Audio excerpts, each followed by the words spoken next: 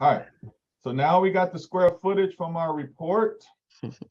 When we did our reports, you guys all agree that it was 206 because you saw it here, up to 235. So I'll put, y'all see that, right? Everybody see that? Yes. Okay, right here. Okay. This skill, guys, puts a lot of money in my pocket. And agents on our team.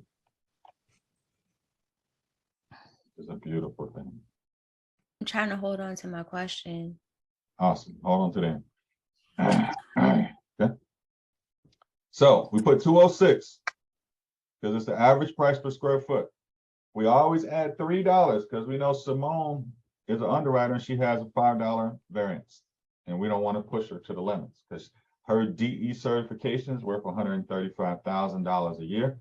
And she's not going to risk that for any freaking real estate agent or loan company in America and go down to $65,000 a year. She's not going to do it. Okay. She likes that six-figure lifestyle. All right. 206. We added $3 because we want to know the range. I looked up in CompFlow. We know the square footage was 1980 for real, even though tax record said 1947. And now we come with 408 to 413. Y'all see it?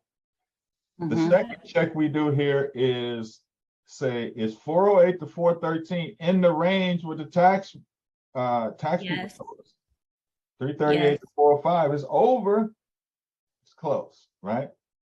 Yeah. So now we make this bigger. Sorry, y'all. As big as I can go. For y'all to stretching your eyes. Says 200%. 408. So the range is 408 to 413. It's nothing but simple math. And then this is a huge factor. Total days on market is 4. So remember what I told you. At some point, when you're walking through this house, you say, Miss Jones, if I had a buyer paying cash or a briefcase full of it, and I don't, how much would you sell this home for today, right now? And Miss Jones says, 410. AT at 410. I'm like, we can definitely get this house sold because we know our numbers are 408 to 413, right? Or she says 450. We immediately say, oh man, how'd you come up with that number, sucker woman? And she tells us, and all we know is at some point we're gonna get back to the kitchen table and I gotta show her all my stuff, my numbers, everything, how I did all this. So she can go, oh, okay, that makes sense. And then she agrees on 408 to 413.